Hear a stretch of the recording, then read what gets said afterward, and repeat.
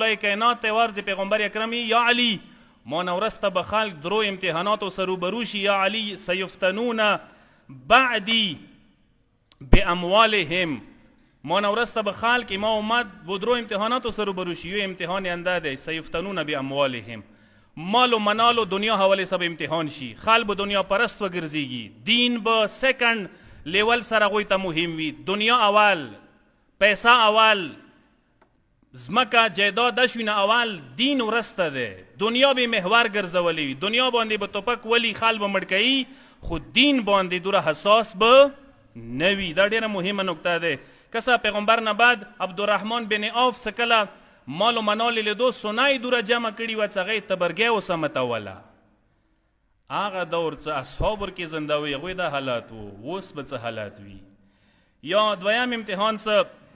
پیغمبر ته اشاره کوي یمنون بدینهم علی ربهم خلق به دینداره که خدای باندې منت کیږي زه دیندار یم مثلا مثال در کوم خدای به مکروز گنی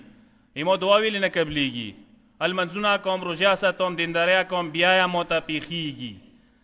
سوال ده آیا پیخي چاته څه پیخي کیږي مثال تکلیفونه ور باندې رسي آیا د بدینه علامت ده آیا دنیا کې پیخي نه رسي تکلیفونه نه رسي مشکلات و مسائل نه رسي انسان دپاره آیا مال و منال و دولت و چا سو سره وي پس هغه ښه سړی دی نیکۍ باندې هغه خوالي باندې دلیل دی نه دا شی خو نه دی دنیا د امتحاناتو ځای دی ازمایشات به کیږي انسان امتحاناتو سره روبرو کیږي مګر قرآن کې نه درغلي فلما نسوا ما ذکروا به قرآن دی فتحنا علیهم ابواب کل شیء حتی اذا فرحوا بما اوتوا اخذناهم بغتة فاذا هم مبلسون پروردگار دی چې ځنه کسان څه کله دین خدای پرېږدول مو مال منال زیات ور کړی دی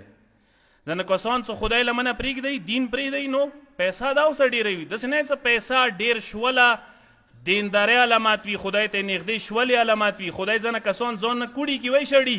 پیسه دا ورسره وي دولت ورسره وي خو دا دلیل نه دی چې دا خدای ته ورنږدې کاس دی پس پیسه شوله نه شوله دیندارۍ باندې علامت نه کېږي ځنه وخت کې خدای ته انسان ګیلې شکوې شروع کړي دریم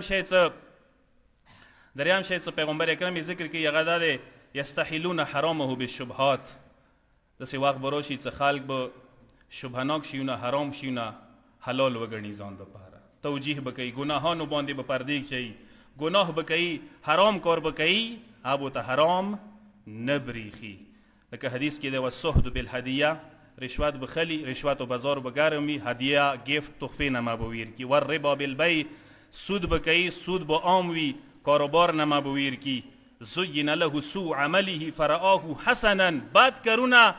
بکی خبه و تبریخی لکه نن سبا ارچو تخپل سوچ خپل عمل ډیر خبریخی خپل سوچ په مطابق خپل دینداره یا خپل څخلته مسلمانې دی ارچو ته